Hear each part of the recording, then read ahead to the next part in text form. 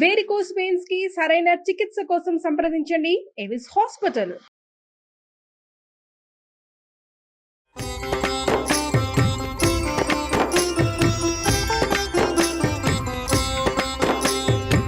నమస్కారం. విష్ణు పురాణం 5వ భాగంలోకి వచ్చాం. మారిష అయోనిజైన మారిషకి ప్రచేతసులు 10 మందికి వివాహం జరిగింది.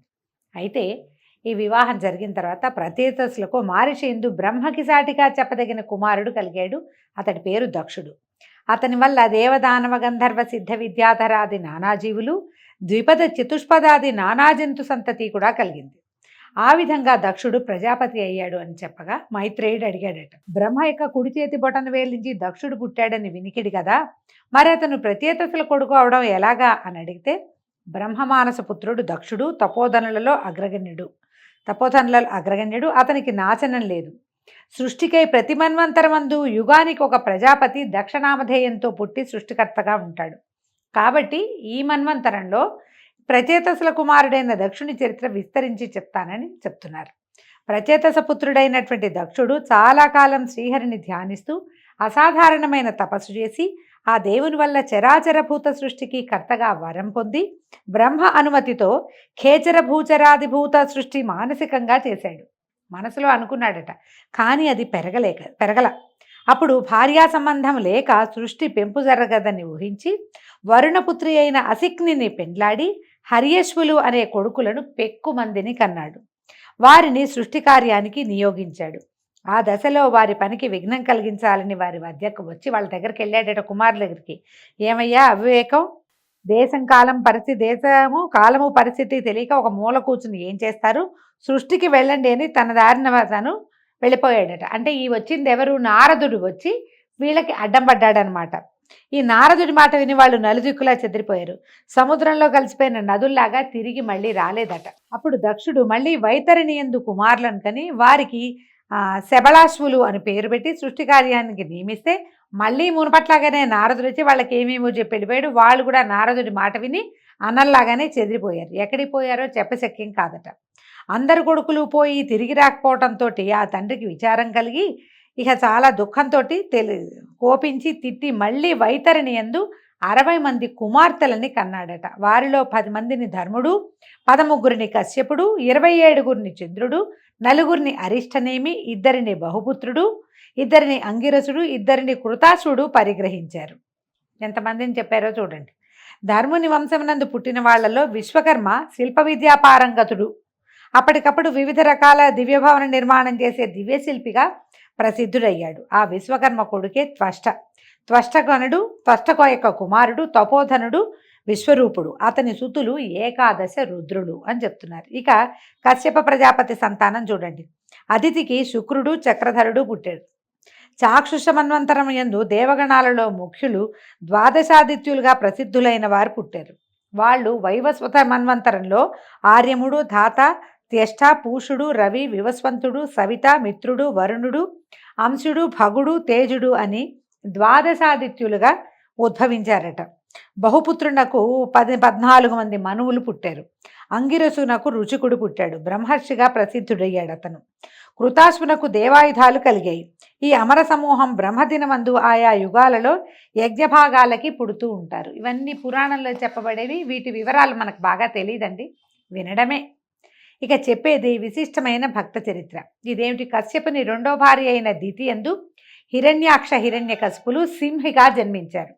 సింహిక విప్రజితి అనే రాక్షసుని భార్య అయింది. హిరణ్యకశిపునకు ప్రహ్లాదుడు, అనుహ్లాదుడు, సంహ్లాదుడు, హ్లాదుడు అనే 4 కుమారులు కలిగారు. వారిలో ప్రహ్లాదుడు పరమ భాగవతోత్తముడు. అతని చరిత్ర మనసుకి మాటకి అందని మహనీయ గుణ విశిష్టంతా కలిగి ఉంది. అతని చరిత్ర నాకు అందినంత వరకు చెప్తానన్నారు. హిరణ్యకశిపుడు బ్రహ్మను గూర్చి చాలా కాలం తపస్సు చేసి ముల్లోకాలకు తన దొరతనం కలిగేటట్టుగా బ్రహ్మ వల్ల వరం పొందాడు. సకలలోక భీకరంగా పరిపాలన సాగిస్తూ యజ్ఞభాగాలన్నీ తానే పుచ్చుకునేవాడు. దాంతో దేవతలు సుఖస్థితి గతి లేకుండా అయ్యారు. అలా ఉండగా ఒకనాడు మద్యపానమత్తుడై దివ్యమణిమయ సౌధమునందు కొలువు తీరి గురువులతోటి ఉండి ప్రహ్లాదుని పిలిపించి, కుమారా, గురువులు ఏం చెప్తున్నారు, శ్రద్ధగా రాజనీతి చదువుతున్నావా, ఏది ఒక పద్యం చదువు అనగానే ప్రహ్లాదుడు చదవవలసినదే చదివాడు. అంటే విష్ణు భక్తి కన్నా విష్ణు స్తోత్రం కన్నా నేర్వవలసింది ఏముంటుంది నాయనా అని తేలికగా అన్నాడు. కొడుకు మాట ఆ తండ్రికి శూలం పొడిచినట్టు వినిపించి కోపించి కళ్ళెర్రజేసి కొడుకుకి దగ్గరలో ఆసనాసీనుడైన గురువుని చూసి, ఏమయ్యా నువ్వు గురువా? జాతికి బ్రాహ్మణుడు గారి నీతి కాదు, పసిపిల్లవాడికి నువ్వు చెప్పే విద్యదా? ధనుజ కంటకుడైన ఆ విష్ణువుని గురించి చెప్తున్నావా? ఏమనాలి అని నిన్ను ఇక ఆయన నోటికొచ్చిన వాక్యాలన్నీ తిట్టిపోసాడు. తిట్టేసరికల్లా ఆయన అన్నాడు, ఆ గురువుగారు, నాయన నేను చెప్పేది విను, నీ కొడుకు సంగతి తోటి పాలుడికి తెలుసు, నేను నీ సంబంధమైన రాజనీతే చెప్తున్నాను, వింటున్నట్టు నడుస్తాడు, ఏమీ ప్రయోజనం లేదు, పాఠం అయ్యాక అవతలకెళ్ళి ధనుజబాలుడికి విష్ణువు గురించే చెప్తూ ఉంటాడు, ఏం చేయమన్నావు, నా తప్పేం లేదని గురువుగారు వాపోయి మొరపెట్టుకున్నాడు. హిరణ్యకశిపుడు కుమారుని అదిలించి, ఇదిగో ఈనాటి నుంచి గురువు చెప్పింది బుద్ధిగా నేర్చుకో, ఇంకా విష్ణువు అవి మా పేరెత్తదు, మన వంశానికి విరోధి అయిన ఆ విష్ణు ఘోష నీకు తగదు, మన ఇంటా వంట లేని బుద్ధి ఇది మంచిది కాదు, విష్ణువు నాకంటే గొప్పవాడు ఎందుకయ్యాడు, ఎక్కడో దాక్కుంటున్నాడు, ఈ ముల్లోకాలకి అధిపతిని నేను, నా పేరే జపం చేయాలని గట్టిగా బుద్ధి చెప్పి కుమారుణ్ణి గురువుతో పంపాడు. ఇంటికి వెళ్ళాక తర్వాత గురువు బుజ్జగించి ప్రహ్లాదుడికి, నాయన మీ నాన్న బ్రహ్మ గురించి తపస్సు చేసి ముల్లోకాలకి ప్రభువుగా వరం పొందాడు, విష్ణువు పేరెత్తితే ఒప్పుకోడయ్యా, కాబట్టి నీతి శాస్త్రం చదువుకో, విష్ణునామం వద్దు నీకు, శాస్త్రం చదువుకోమంటే ప్రహ్లాదుడు అన్నాడు, మా నాన్నకి పుట్టిన వెరితనమే మీకు కూడా అబ్బినట్టుంది, సకల లోకాధిపతి విష్ణువుని కాదని ఇంకొకడని చెప్పడం అజ్ఞానం కాదా? పాపకర్మలు చేసే ధనుజులకు పౌరోహిత్యం చేస్తున్నందువల్ల వాళ్ళ గుణాలే నీకు కూడా పట్టినట్టున్నాయి, ఇలాంటి నీ దగ్గర చదువుకోవటం నిజంగా తెలివి తక్కువతనం, నా నిర్ణయం ఒకటే, విష్ణువుణ్ణి కాదని చెప్పే నీ చదువు నేను వినేది లేదని ఖచ్చితంగా చెప్పేశాడు. ఈ మాట విన్న గురువు నోరుగా మెదపలేకపోయాడు.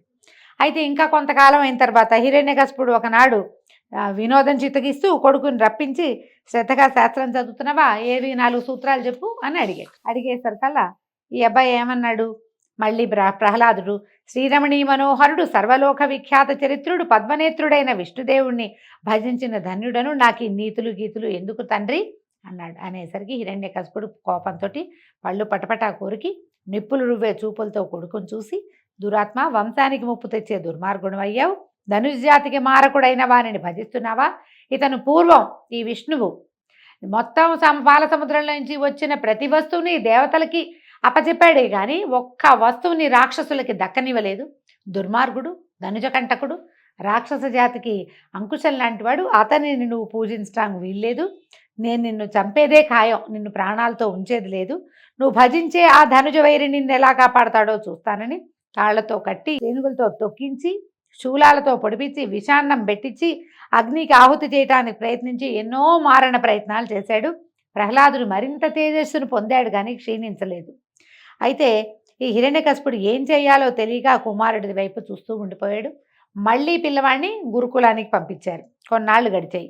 మళ్ళా కొంతకాలం అయ్యాక ఈయన హిరణ్యకశిపుడు పిల్లాడిని పిలిచాడు. ఏమైనా చదువుకుంటున్నావా, కులోచిత విద్య నేర్చుకుంటున్నావంటే, నా బుద్ధి ఆ విష్ణుదేవుని భజనకే లొంగి ఉన్నది, అంకితం అయిపోయింది, లౌకికమైన కుల విద్య నాకు అబ్బదు, అది నాకు వద్దని హిరణ్యకశిపుడు చెప్పేసరికల్లా నిన్ను ఇంకా తుదముట్టించాల్సిందేనని తాళ్లతో కట్టి సముద్రంలో పడేసి పైన ఒక కొండని పడేయండి అని చెప్పాడట. వాళ్ళు ప్రహ్లాదుని తీసుకుని వెళ్ళి తాళ్లతో కట్టేశారు, సముద్రంలో పడేశారు. ఒక పెద్ద కొండరాయినైతే ఆ పిల్లాడి నెత్తి మీద విసిరేశారు. ప్రహ్లాదుడు చెలించల నారాయణ నామస్మరణే చేసుకుంటూ శ్రీహరిని తన హృదయ పద్మంలో ధ్యానముద్రతో ప్రతిష్ఠించి స్తుతిస్తూ హాయిగా ఉన్నాడట. గట్టున ఉన్న రాక్షస భటులు వింతగా చూస్తూ ఉండగా సముద్రం అలలతో పొంగి కొండను పక్కకు తొలగించి ప్రహ్లాదుని అలనలన గట్టుకు చేర్చేసింది. రాక్షసులు ఆశ్చర్యపోయారట.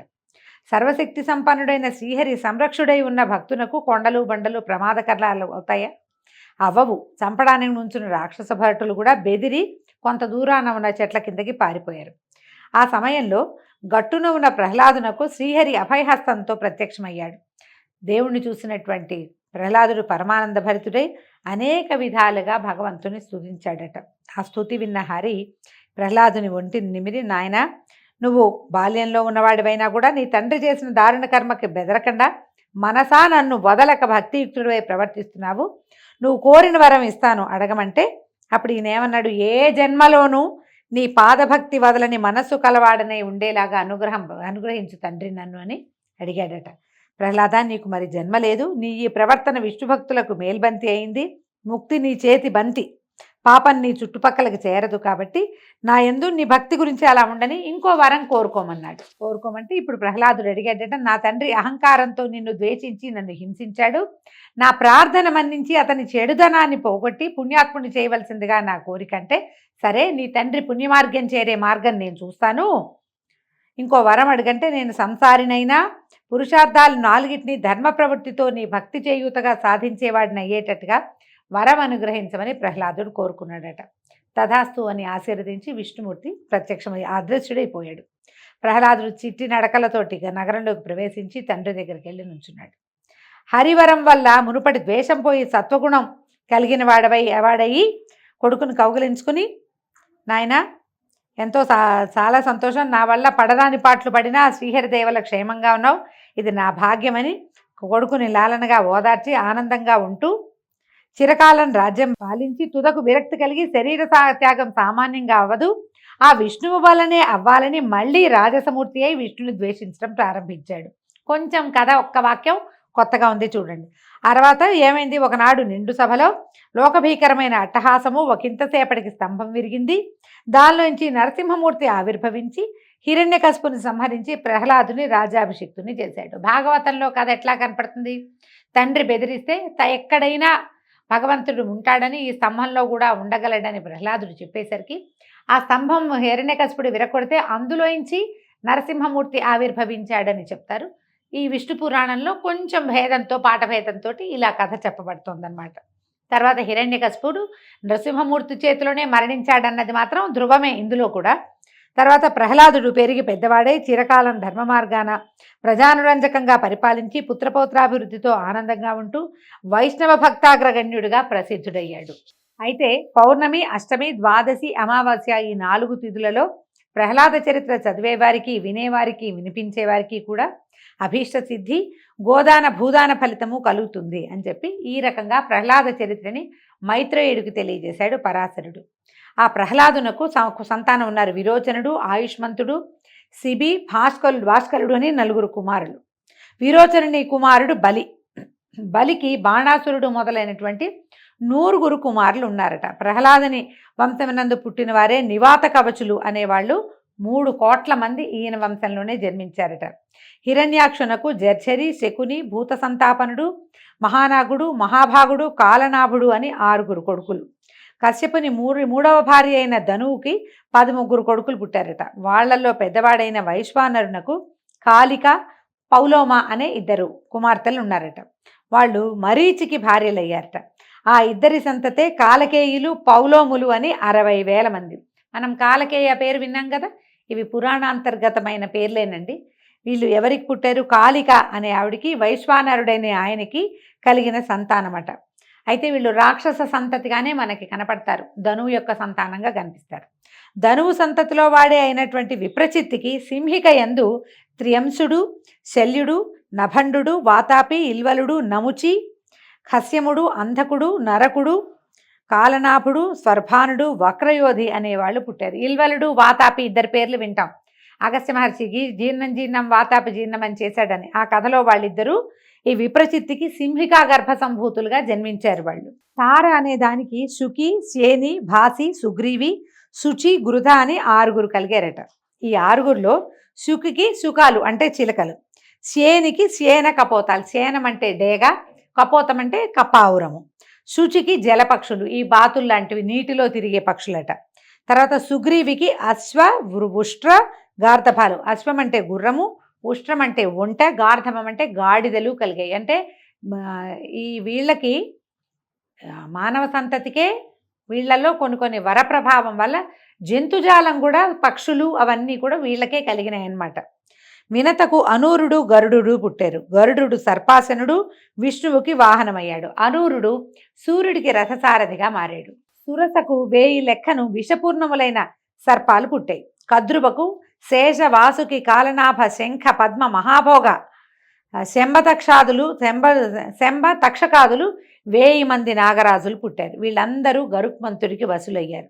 క్రోధవశ అనే దానికి క్రోధమూర్తులు, పెద్ద పెద్ద కోరలు కలిగినటువంటి క్రూర జంతుజాలాలు పుట్టాయి. సురభికి గోవులు, మహిషాలు పుట్టాయి. ఇలకు యక్షరాక్షసులు పుట్టారు. మునికి అప్సరో గణాలు జన్మించాయి. అరిష్ట సంతతి గంధర్వులు. కశ్యప వంశం ఇలాగా అనేక సహస్ర సంఖ్యను పుత్రపౌత్రాభివృద్ధి కలదై స్థావర జంగమ రూపాలతో లోకములందు నిండి ఉన్నది. ఇదంతా స్వారోతిష మన్వంతరమునందు శ్రీనాథుని రాజసగుణ కల్పితమైనటువంటి సృష్టి.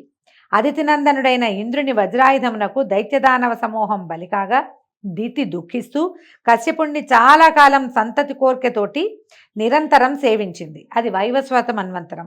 ఆమె సేవకు మెచ్చినటువంటి కశ్యపుడు ఏమి నీ కోరిక అని అడిగితే, ఇంద్రుణ్ణి చంపి శచితో సహా దేవరాజ్యాన్ని ఏలే కొడుకుని ప్రసాదించు నాథ అని అడిగిందట. అడిగితే శుచిగా ఉంటూ నియమంగా వ్రతం చేస్తూ ఉండు, నీ కోరిక కలిగిన ఎట్లాంటి కోరిక ఉందో అటువంటి కుమారుడు కలుగుతాడని చెప్పింది. అశుచిగా ప్రవర్తిస్తే గర్భం నశిస్తుందని కశ్యపుడు పుత్రదానం చేసి వెళ్ళిపోయాడు. ఈ దితి సకల విధ నియమాలు పాటించి ప్రవర్తిస్తే గర్భవతి అయింది. ఇంద్రుడికి దితి కోరిక తెలిసి కపటపు భక్తితోటి సవతి తల్లికి సేవ చేస్తూ ఉండేవాడు. అమ్మ నువ్వు గర్భాల సత్తతో ఉన్నావు, నీకు నేను సేవ చేస్తానని చెప్పి ఆమె దగ్గరే ఉండేవాడు. ఒకనాడు ఏం చేసిందట ఈ దితి, ఒకనాడు భోజనం చేసి పాద ప్రక్షాళన చేయక లోపలికి వచ్చి గర్భాలసతతోటి, అంటే కడుపుతో ఉంది, బరువుగా ఉంది మనిషి, ఓపిక లేదు ఆవిడికి, జుట్టు విరబోసుకొని పాన్పు మీద వాలి నిద్రాముద్రిత అయింది. అయితే చూడండి 2 దోషాలు. భోజనం చేశాక కాళ్ళు కడుక్కోకపోతే దోషం, మంచిది కాదు. జుట్టు విరబోసుకొని పడుకోవడం ఇప్పుడు సహజంగా అందరూ చేసే పనిది, కానీ ఈ పని చేస్తే తప్పనమాట. ఇదే సమయమని ఇంద్రుడు ఏం చేశాడట, సూక్ష్మ రూపంలో దితి గర్భంలోకి ప్రవేశించి లోపలున్న గర్భస్థ శిశువు కెవ్వమని ఏడ్చిందట. ఏడిస్తే మారోదీహి మారుద అంటే ఏడవకండి అని చెప్పి వజ్రంతో ఆ శిశువుని 7 ఖండాలుగా నరికి వాటిని మళ్ళీ 49 తునియలుగా చేసి బయలుపడి చడిచప్పుడు లేకుండా వెళ్ళిపోయారు. వెళ్ళిపోయేసరికల్లా ఈ 49 ఖండాలు 49 రూపాలు ధరించి ఏం చేశారట, ఈ స్రావం అయింది, వీళ్ళు సంతానంగా రూపొందితే ఆవిడ ఆ పిల్లలందరినీ ఇంద్రుడి వెనకాల ఉండండి, వాడి వల్లే మీరు ఇలా అయ్యారు కాబట్టి అని వదిలిపెట్టేసిందట. వాళ్ళు ఇంద్రుడికి తోడుగా అయ్యారు. వీళ్ళు ఆమె ఇంద్రుణ్ణి సంహరించాలన్న కోరికతోటి సంతానాన్ని పొందినప్పటికీ ఇంద్రుని వల్ల వేర్వేరు జీవితాలు పొందటం వల్ల ఇంద్రునికి సహాయకులుగా మరుత్తులుగా మారారట. ఆయనతో పాటే ఉండిపోయి మరుద్గణాలుగా ప్రసిద్ధి పొందారట.